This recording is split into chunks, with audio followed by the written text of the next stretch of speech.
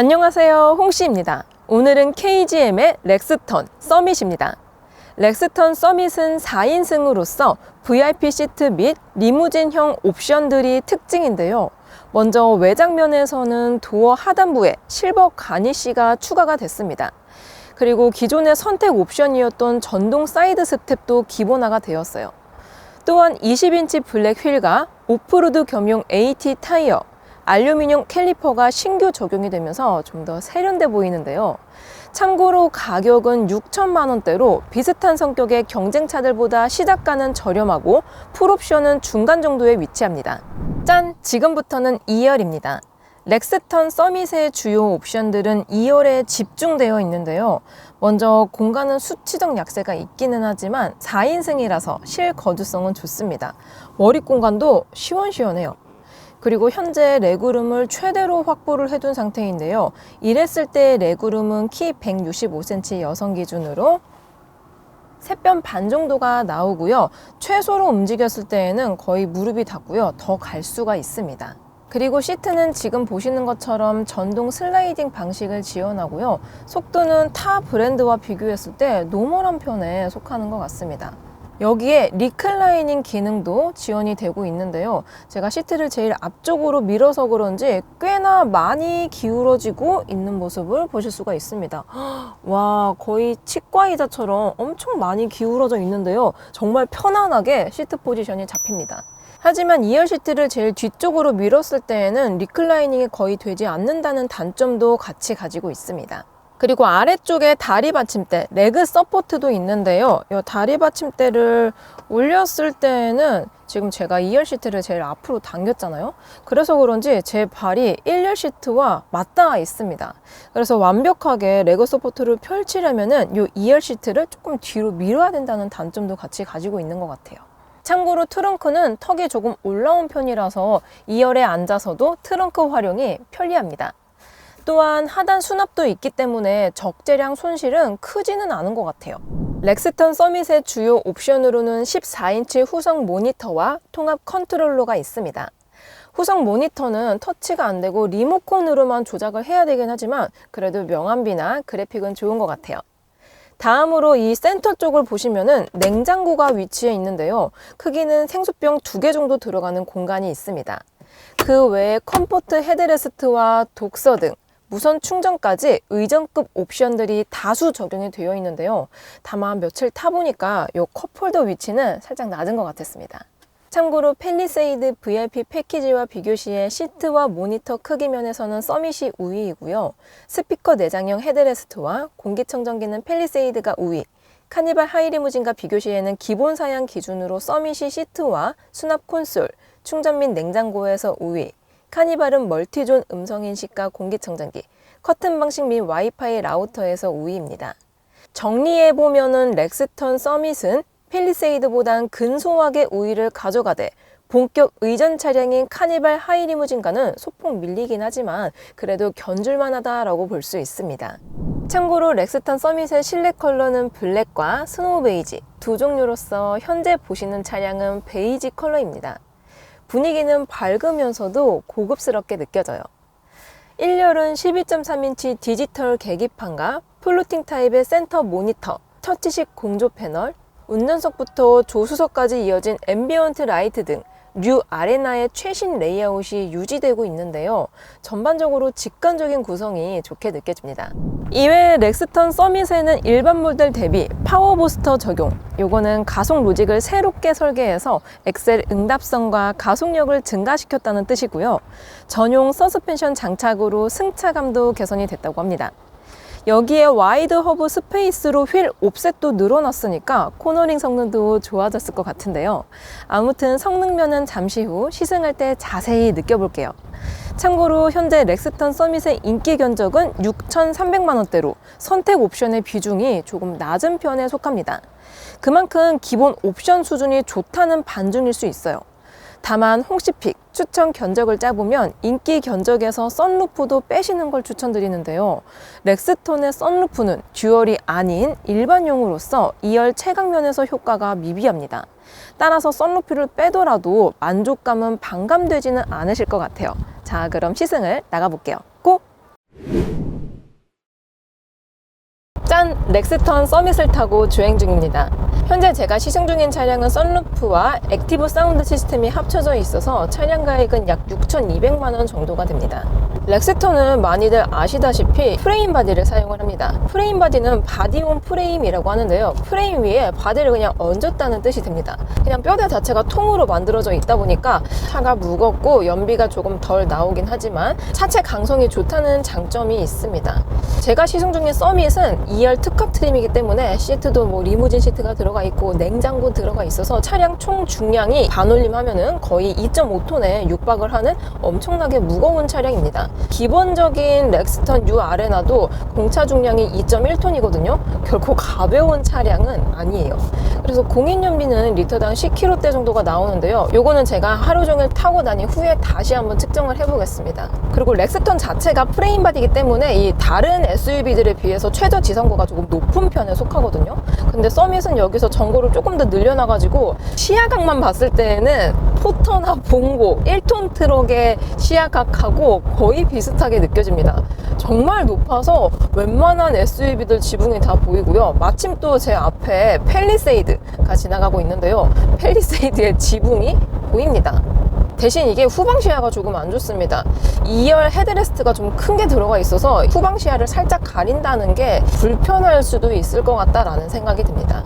그리고 보통의 이 프레임 바디들은 모노코크 차량들과 비교했을 때 승차감이 다소 안 좋다라는 평이 많은데요. 지금 제가 시승 중인 이 렉스턴 서밋은 서밋 전용 서스펜션이 적용이 되어 있습니다. 그리고 참고로 타이어 폭이 일반적인 렉스턴은 245가 들어가 있는데 이 서밋은 폭이 조금 더 넓은 265 사이즈가 들어가 있습니다. 제가 이게 알고 타서 그런 거일 수도 있겠지만 지금 노면 상태가 안 좋은 구간을 지나갔는데도 불구하고 승차감이 좋아요. 그리고 진짜 부드럽습니다. 특히나 방지턱 같은 이 둔턱을 넘었을 때에는 고저차가 큰 구간이잖아요. 뭔가 세단을 탄 것 같다라는 느낌이 들 정도로 이 하체 감각이 상당히 고급스럽게 느껴졌습니다. 지금은 살짝 크랙이 있긴 하거든요. 이런 데를 갔을 때에도 아무런 두둥거림이 없죠. 이게 최저 지상고가 높아서 그런 거일 수도 있겠지만 웬만한 이런 요철들은 서스펜션에서 충분히 흡수를 해주기 때문에 로드 노이즈라든지 충격들이 운전자에게 거의 전달이 되지 않고 있습니다. 한마디로 말하자면 승차감이 프레임 바디 중에서 가장 부드럽고 가장 편안해요. 좋습니다. 정말 좋아요. 2열 시승기는 조금 이따가 보여드릴게요. 자, 그래서 시속 80km 기준으로 데시벨을 측정해보면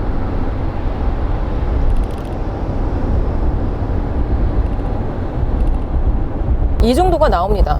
현재 지금 노면이 엄청나게 갈라진 구간을 가고 있음에도 불구하고 로드 노이즈를 정말 잘 잡아주고 있다라고 생각이 돼요.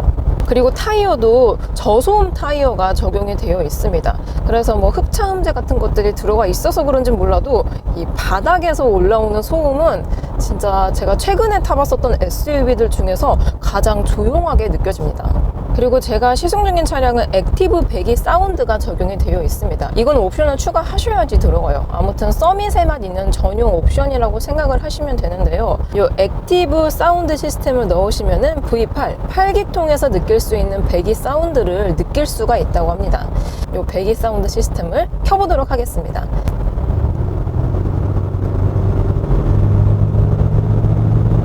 오? 저는 이제 8기통짜리 차를 종종 타봤잖아요. 8기통 음색이 아니다라고는 할 수는 없지만 또 8기통 음색과 똑같다고 말할 수도 없을 것 같습니다. 다시 한번 살짝 엑셀링 해볼게요.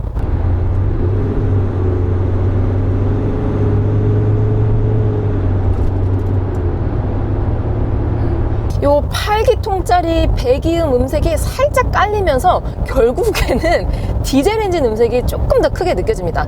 V8 엔진의 음색은 한 3 정도, 그리고 디젤 엔진은 한 7 정도, 한 7대3 정도로 그냥 기본적인 디젤 엔진 요 사운드에 8기통이 살짝 묻어있다, 요 정도로 생각하시면 될 것 같아요. 그리고 지금은 요 액티브 사운드 시스템을 꺼둔 상태입니다. 여기서 살짝 엑셀링 해보면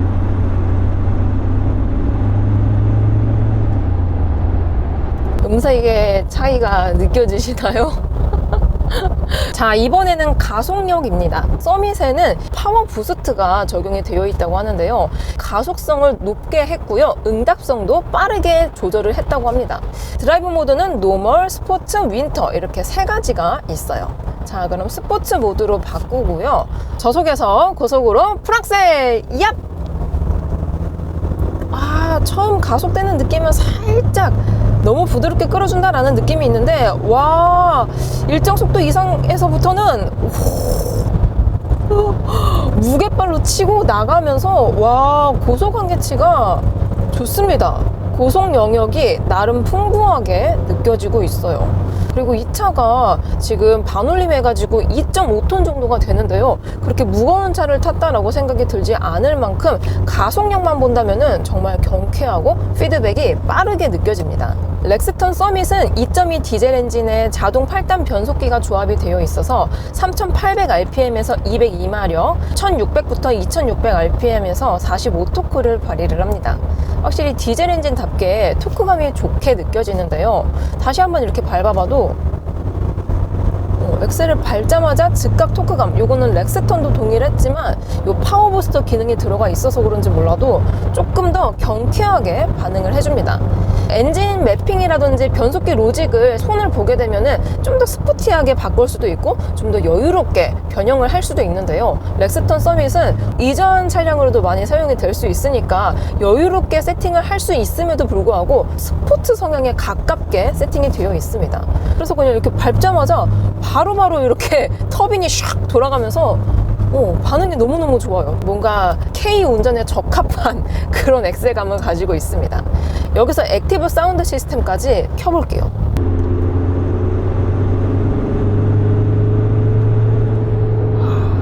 근데 이 액티브 사운드 시스템은 엑셀링을 고속에서 쭉 끌어올리는 것보다는 탄력 주행을 하거나 아니면 저속에서 들을 때 좀 더 감속 마력이 좋게 느껴지는 것 같아요.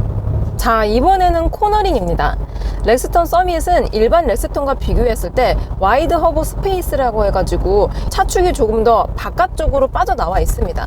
그래서 이 전고에 비해서 접지력이라든지 안전성이 좋을 것으로 예상이 되는데요. 코너를 돌아 나가 보겠습니다. 시속 70km로 현재 코너를 돌아 나가고 있는 중입니다. 근데 이게 전고가 높은 SUV라서 어쩔 수 없이 약간의 기울어짐, 롤링이 있기는 하지만 일반 렉스턴과 비교했을 때 코너를 돌아 나갔을 때 느껴지는 하중 이동이 조금은 덜 하다라는 생각이 듭니다. 확실히 이 타이어가 일반 렉스턴에 비해서 폭이 큰 게 들어가 있고 와이드 허브 스페이스라고 일반 렉스턴에 비해서 25mm 정도 차축이 조금 더 바깥쪽에 형성이 되어 있어서 그런지 코너를 돌아 나갔을 때의 안정성이 조금 더 좋게 느껴지기는 합니다. 근데 이거는 크게 느껴지진 않는 것 같아요. 여기서 차선 변경하면서 좀 더 디테일하게 느껴보겠습니다. 이렇게 좀 급하게 차선 변경을 하니까 하중 이동이 느껴지기는 합니다. 그리고 리어가 좀 반박자 늦게 따라온다는 느낌이 있거든요. 다시 한번 반대편으로 해볼게요.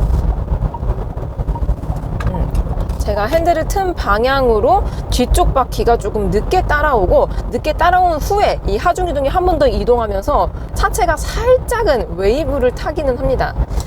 이 차량으로는 그렇게 스포티한 주행을 하시는 분들은 없겠지만 스포티한 주행을 하게 된다면 이 노면의 그립력을 살짝은 잃을 수도 있기 때문에 추천하지 않습니다.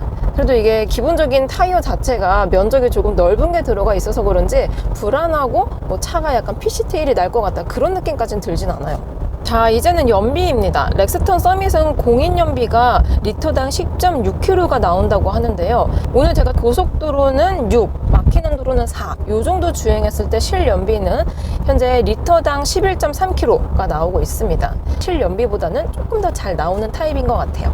짠! 이번에는 렉스턴 서밋에 2열에 탑승을 했습니다. 현재 보도블록 구간을 진행하고 있습니다. 이랬을 때에는 보도블록 특유의 요 자잘자잘한 틈새들이 살짝은 읽혀지기는 하고요. 1열에서 느껴졌던 편안한 감각을 2열에서도 99% 정도 가지고 있습니다. 이 부분은 타이어 특성인 것 같습니다.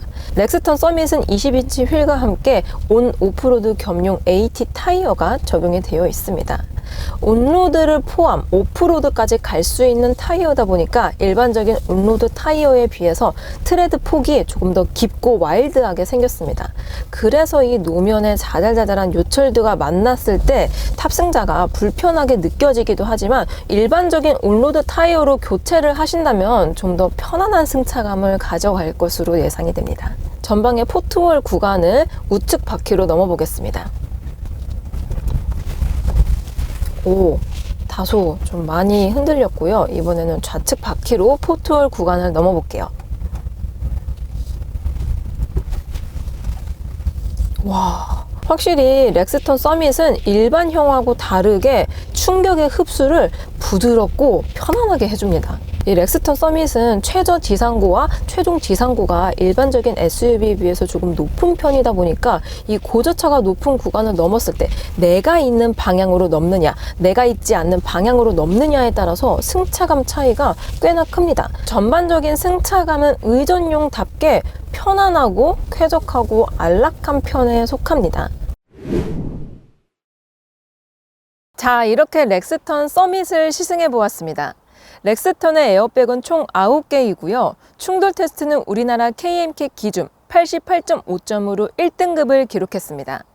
리콜 사항은 표를 참고해 주시고요. 주요 불만 사항은 리어 방향지시 등 위치에 따른 시인성 저하, 가솔린 엔진 미적용 등이 있습니다. 마지막으로 홍 씨의 총평, 렉스턴 서밋 어떠냐?